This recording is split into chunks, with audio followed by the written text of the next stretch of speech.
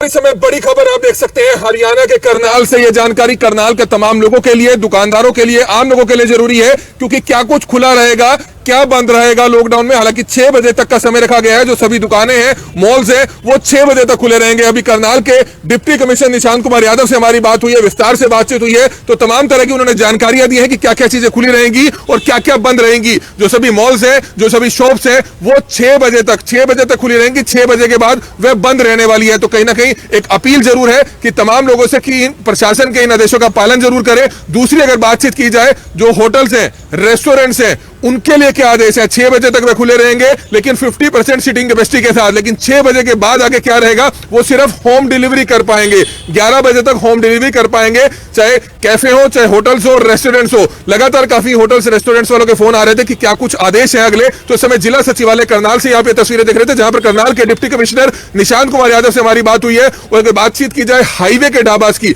हालांकि हाईवे के ढाबास के लिए भी यही निर्देश जो है करनाल प्रशासन के, हरियाणा सरकार के हैं कि 6 बजे के बाद वो भी होम डिलीवरी ही कर सकते हैं। ज्यादा भीड़ वहां पर भी नहीं होनी चाहिए। इस तरह के आदेश जो है जिला प्रशासन के हैं। और हमारी आप सभी से अपील, खासतौर पर 6 बजे के बाद जो वाइन शॉप्स हैं, वो भी बंद रहने वाली है। जी हां, वाइन शॉप्स भी, यानी कि जो शराब के ठेके हैं, वो भी 6 बजे के बाद बंद रहने वाले हैं। तो इस तरह के जो निर्देश हैं वो आए हैं। हरियाणा के कुल 11 जिलों में अब लॉकडाउन हो चुका है। पहले 5 जिलों में लॉकडाउन लगाया गया था, जिसमें गुरुग्राम था, फरीदाबाद था, पंचकुला था, अंबाला था, सोनीपत था। लेकिन अब बात की जाए तो 6 जिलों में और लॉकडाउन लगा दिया गया है, जिसमें करनाल, पानीपत, कुरुक्षेत्र, यमुनानगर और झज्जर और रोहतक शामिल है। तो 6 जिले ये शामिल है और कुल अब 11 जिले हो चुके हैं शाम के 6 बजे तक। और अगर बातचीत की जाए, शादियां, मैरिजेस, कोई भी फंक्शन है, वो भी 6 बजे के पहले होगा। 6 बजे के बाद उसको भी परमिशन नहीं दी गई है। तो ये जानकारियां तमाम बैंकेट हॉल के लिए, तमाम रेस्टोरेंट्स के लिए बहुत जरूरी है। और सबसे बड़ी बात की संख्या ज्यादा नहीं होनी चाहिए।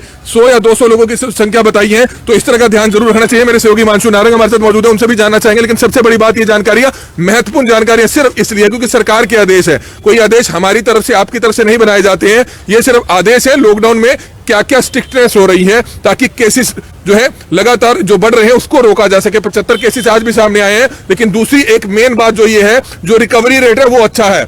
अच्छी बात है कि हमें अस्पतालों में जाने की जरूरत नहीं पड़ रही है, ऑक्सीजन की कमी नहीं हो रही है, लंग्स इफेक्ट ज्यादा नहीं हो रहे हैं। लेकिन कहीं ना कहीं सावधानियां सिर्फ इसलिए बरतनी है क्योंकि अगर आप कोविड पॉजिटिव हो जाते हैं, अगर आपकी इम्यूनिटी मजबूत है, तो ऐसा नहीं है कि आपके घर में कोई बुजुर्ग व्यक्ति हो, बच्चा हो, उसको अगर कोविड पॉजिटिव हो जाए तो उसको भी दिक्कत हो सकती है। सिर्फ हमने ये सावधानियां बरतनी है। प्रशासन बार बार सिर्फ ये कह रहा है कि आप भीड़ भाड़ वाले इलाकों में जाए तो मास्क जरूर डालें। हिमांशु, क्या कुछ बताना चाहेंगे करनाल के तमाम लोगों के लिए, खासतौर पर दुकानदारों के लिए, व्यापारियों के लिए, कि क्या क्या चीजें खुली रहेंगी और क्या क्या बंद रहेंगी, इस पर क्या कहना चाहेंगे? देखिए, जिस तरीके से लगातार नई गाइडलाइन आ रही हैं, उसमें अब करनाल भी रेड जोन में शामिल हो चुका है। तो ऐसे में आप 6 बजे के बाद कोई भी दुकान नहीं खुल सकते अगर वो जरूरी सामान की नहीं है। जरूरी सामान में बताया गया है, एक तो दवाइयों की दुकान बताई गई है और साथ ही साथ मिल्क बूथ के जो प्लांट हैं वो बताए गए हैं। तो बात साफ है कि स्ट्रिक्टनेस बढ़ चुकी है, दिशा निर्देश आ चुके हैं। और सबसे ज्यादा जो ध्यान रखना है, वो 6 बजे तक भी अगर हम मार्केट के अंदर रहते हैं तो हमें नियमों का पालन करना होगा, चाहे वो मास्क की बात की जाए या फिर वैक्सीनेशन की बात की जाए।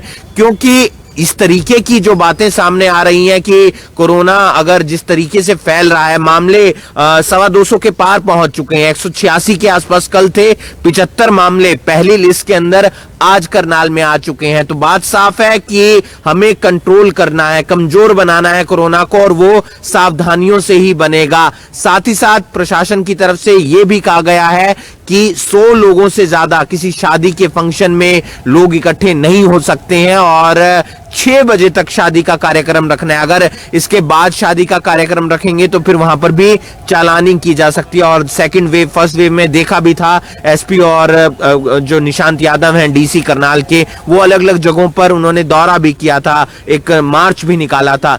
तो प्रशासन के नियमों का पालन कीजिए। सरकार आपके लिए नियम बना रही है। अगर आप उनके आगे अकड़ेंगे, अगर आप ये कहेंगे कि हम मास्क नहीं लगाते हैं, हम वैक्सीनेशन नहीं लगवाते, तो फिर आपका चालान कटेगा। और प्रशासन ने ये सख्त नियम बनाए हैं आप लोगों के लिए। अगर बात की जाए, लोगों का गुस्सा ये भी जायज है कि ये चलानिंग नेताओं पर क्यों नहीं होती है। सबसे बड़ी बात है कि रैलियां हो रही हैं, जहां पर चुनाव है, पंजाब में, यूपी की बात कीजिए, लोगों का कहीं ना कहीं गुस्सा भी जायज है कि नेताओं के लिए कानून क्यों नहीं है। लेकिन हालांकि हमने जो खासतौर पर एहतियात बरत रहे हैं वो हमने अपने परिवार के सेफ्टी के लिए बरत रहे हैं और उसको बरतने भी चाहिए, लेकिन लोगों का गुस्सा भी कहीं ना कहीं जायज है। बिल्कुल सही कहा कमल। अलग अलग जगहों पर, चाहे पंजाब की बात की जाए या यूपी की बात की जाए, क्योंकि वहां पर चुनाव है, 5 राज्यों में चुनाव होने हैं, ये 2 राज्य सबसे ज्यादा लोगों की नजरें इस पर बनी हुई हैं। लेकिन वहां पर जाकर बड़े बड़े नेता रैली कर रहे हैं, भीड़ जुटा रहे हैं। क्या उनके लिए कोरोना नहीं है? क्या उनके लिए कोरोना की गाइडलाइंस नहीं है? पंजाब में तो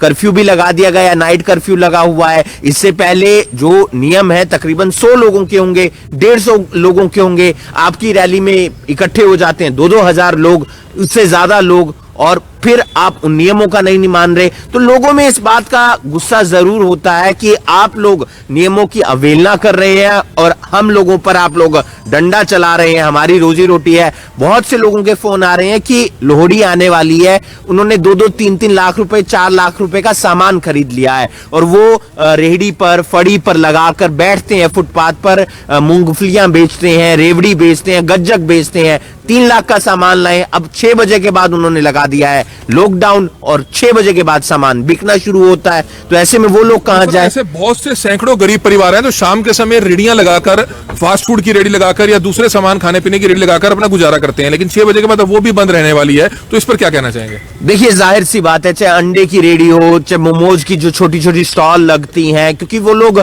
बाहर से आए हैं, कुछ लोग यहीं के रहने वाले हैं, बाकी रेडियां फास्ट फूड की हैं। अब वो दिन में उनका कस्टमर बंदा नहीं होता है, सबको पता होता है, क्योंकि इस दिन में सब ऑफिसेज भी होते हैं। शाम को उनको पता होता है कि यहां पर लोग आएंगे और हमारे से सामान खरीदेंगे और उसी से हमारा गुजारा होगा। लेकिन कमल, अब 6 बजे के बाद उनकी रेडी भी नहीं लगेगी, उनकी फड़ी भी नहीं लगेगी, उनकी भी स्टॉल नहीं लगेगी। तो ऐसे में उनको नुकसान तो होगा, क्योंकि उन्हें 5 बंदों का, 6 बंदों का, अपने परिवार का गुजारा करना है। और जब आमदनी नहीं होगी तो गुजारा कहां से होगा? क्योंकि सबसे पहले लोग अपना देखते हैं, उसके बाद पड़ोसी का या फिर किसी और का देखते हैं। और जब खुद के लिए पैसे नहीं होंगे, खुद के लिए अनाज नहीं होगा, तो फिर बाकियों की मदद कैसे की जाएगी? ऐसे में एनजीओज को, तमाम सामाजिक संस्थाओं को आगे आने की भी जरूरत है। आप इकट्ठा, क्योंकि आप बड़े बड़े फंक्शन करते हैं, आप बड़ी बड़ी पार्टियां करते हैं, तो इन लोगों के लिए भी, क्योंकि आप पर ही इनकी निगाहें टिकी होती हैं और आप इन लोगों की मदद नहीं करेंगे तो फिर कौन मदद करेगा?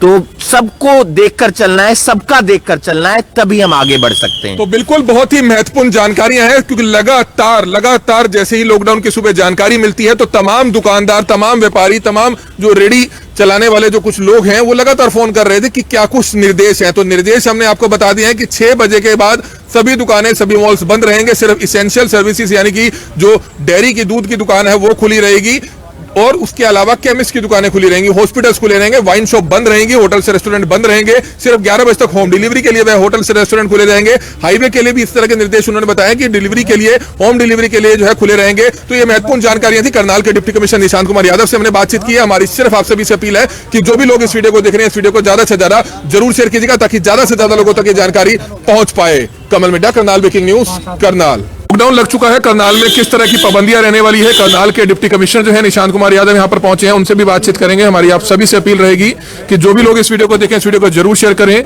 काफी जरूरी जानकारियां हैं, क्योंकि करनाल के तमाम लोग जानना चाहते हैं कि क्या कुछ पाबंदियां रहने वाली है। क्या कहना चाहेंगे सर, लॉकडाउन लगा जो करनाल में? तो करनाल में भी जैसे बाकी 5 जिले थे ग्रुप ए के, उसकी तर्ज पे काफ़ी सख्तियाँ बढ़ाई गई हैं।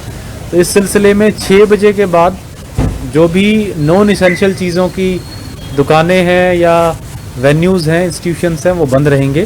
यानी सिर्फ मेडिकल शॉप्स हैं, किराने की दुकानें हैं, जो हमारे मिल्क बूथ्स हैं या पेट्रोल पंप्स हैं, इस तरह की चीज़ें ही खुलेंगी। इसके अलावा जितने भी होटल, रेस्टोरेंट, ढाबे वगैरह हैं वो सब बंद रहेंगे, लिकर शॉप्स बंद रहेंगी।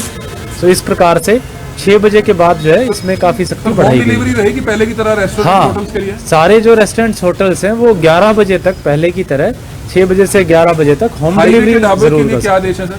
बिल्कुल, तो वो भी होम डिलीवरी कर सकते हैं, लेकिन 6 बजे के बाद उनकी जो ओपन है करने पे उन पे प्रतिबंध लगाया गया है। मैरिजेस के लिए जो फंक्शंस हैं, शादी, उसके लिए 6 बजे के बाद सारे बैंकेट हॉल्स वगैरह, शादियां वगैरह, ये सारी चीजें अलाउड नहीं होंगी। परमिशन लेनी पड़ेगी? परमिशन की जैसे पहले बात। बिल्कुल, तो परमिशन के लिए कोई अप्लाई करें, बट सारी की सारी 6 o'clock जो अभी तक की सूचना है डायरेक्शन से, उसमें 6 बजे के बाद इस तरह की चीजें प्रतिबंधित की गई नगर हैं। कीर्तन का है प्रोग्राम, वो किस क्या प्रोग्राम? दिन में करा सकते हैं, लेकिन उसमें लोगों की संख्या निर्धारित की गई है, जिसमें मैरिजेज में 100 लोगों की, और जो रिलीजियस एक्टिविटी जैसे नगर कीर्तन हुआ तो 50 लोगों की संख्या से ज़्यादा लोग इकट्ठे ना हो। इसकी फर्दर एक प्रेस ब्रीफिंग और वीडियो में जल्दी ही रिकॉर्ड करके सभी जनता के लिए, सभी लोगों संडे के लिए जारी मार्केट के करेंगे। लिए आदेश, नाइट मार्केट के लिए क्या आदेश है? 2-3 जगह के जो संडे मार्केट्स हैं वो हमने बंद कराए हैं, जहाँ पे ज़्यादा रश होता था, जैसे सेक्टर 12 में, सिमिलरली करण गेट मार्केट में, और एक कुंजपुरा मार्केट में भी रश होती थी, तो वहाँ पे हमने बंद कराए। नाइट मार्केट बंद रहेगी, स्वाभाविक है, तो उसमें हम उसकी टाइमिंग चेंज करके अभी के लिए, ताकि वहाँ के लोगों को भी नुकसान ना हो, दिन में उनको ओपन करने की परमिशन देंगे, लेकिन 6 बजे उसको बंद करा दिया जाए। समय सीमा लॉकडाउन की किस तरह रहेगी? 6 बजे के बाद अगले दिन सुबह 5 बजे तक हमारा नाइट कर्फ्यू है एक तरीके से, तो जो सिर्फ एसेंशियल चीज़ें हैं उन्हीं की दुकानें खुलेंगी, बाकी जो रेस्टोरेंट्स वगैरह हैं वो सिर्फ होम डिलीवरी ही करें। और यहाँ पे जैसा बाकी चीज़ें थी, वैक्सीनेशन के बिना कहीं भी एंट्री वगैरह वाइन प्रतिबंधित शॉप है। भी 6 बजे 6 बजे तक ही खुलेंगे। लेकिन बच्चों की वैक्सीनेशन काफ़ी तेज़ी से चल रही है, लगभग 65,000 बच्चे, जो रिवाइज्ड एक फिगर आया था हमने जो लिया, 65,000 वैक्सीनेशन लगनी थी, कल रात तक 20,000 को लग चुकी है, यानी 1/3 बच्चों को लग चुकी है। आज, कल और परसों, यानी आने वाले 3 दिनों में हम कोशिश करेंगे कि बच्चों की 100% वैक्सीनेशन। में बच्चों को वैक्सीन लग रही है और वहाँ बहुत ज्यादा भीड़ देखी जाती है, कुछ बच्चे वापस भी आ रहे हैं। हमने उसकी संख्या बढ़ाई जा सकती है। आज हमने सभी एसडीएम्स को कहा है कि अपने अपने ब्लॉक्स में बैठक लें और इसमें बच्चों की स्कूलों का टाइमिंग्स फिक्स करें कि किस स्कूल में किस समय वैक्सीन लगेगी, ताकि ज़्यादा से ज़्यादा स्कूल कवर हो सकें। बात सामने आई थी कि सरकारी स्कूलों में तो अच्छी वैक्सीनेशन परसेंटेज है, बट प्राइवेट स्कूल से थोड़ा सा कोऑपरेशन कम था, तो आज हमने मीटिंग लेके उनको क्लियर हिदायतें दे दी हैं। सर, सैनिक स्कूल का एग्जाम है, सैनिक स्कूल का, तो वो अगर कोई एग्जाम्स के लिए कोई भी परमिशन लेना चाहते हैं तो स्पेशल परमिशन अलाउ कर दें। जैसे for example UPSC mains exam है, उसकी परमिशन के तहत वो एग्जाम विधिवत रूप से रहेगा। तो अगर किसी को इस तरह की संस्था को अर्जेंसी के लिए कोई परमिशन की रिक्वायरमेंट है तो अप्लाई कर अंत में करनाल के लोगों से क्या अपील करेंगे प्रशासन का कोऑपरेट? यही अपील रहेगी कि नंबर ऑफ केसेस जिस तरीके से बढ़े हैं, आज भी पहली लिस्ट में लगभग 75 केस पॉजिटिव आ चुके हैं, हो सकता है ये संख्या आज 100 से भी पार कर जाए करनाल की। सो बहुत ज़रूरी है कि प्रिकॉशंस लेके रखें, पहले की तरह जैसे फर्स्ट और सेकंड वेव थी, आगे आगे केसेस भी बढ़ेंगे और सख्ती भी बढ़ेगी। तो अगर लोग इसका पालन नहीं करेंगे, जो सख्तियाँ हैं, लॉकडाउन एक हम कह सकते हैं आंशिक लॉकडाउन है, इसका पालन नहीं करेंगे तो प्रशासन की तरफ से कार्रवाई एक अच्छी की बात है कि अस्पतालों में नहीं जाना पड़ता, अस्पतालों में एडमिट नहीं होना पड़ता, ऑक्सीजन की दिक्कत नहीं आती, तो ये भी अच्छी बात है कि कम से सीरियसनेस कम है थोड़ी। अभी जो एडमिशन्स हैं, बेसिकली अस्पताल एडमिशन्स, वो काफ़ी कम है। और इनफैक्ट एक अगर आप देखेंगे तो हमारी पॉजिटिविटी रेट भी कम है, 2-3% ही, यानी जितने अगर 100 लोगों को टेस्ट किया जाता है तो 3 लोग ही पॉजिटिव आते हैं। अगर ध्यान होगा तो सेकंड वेव में ये परसेंटेज 20% तक पहुंच गई थी। कुछ जिलों में, हरियाणा में ही ये परसेंटेज 10% के आसपास भी गई है। तो हमें थोड़ा सा एहतियात बरतने की ज़रूरत है। अगर हम इसी प्रकार से लॉकडाउन का पालन करते रहे, नियमों का पालन करते रहे, तो दोबारा से सिचुएशन नॉर्मल होने आवाजाही 6 बजे के बाद जो एसेंशियल बसेज हैं वो चलाई जाएंगी।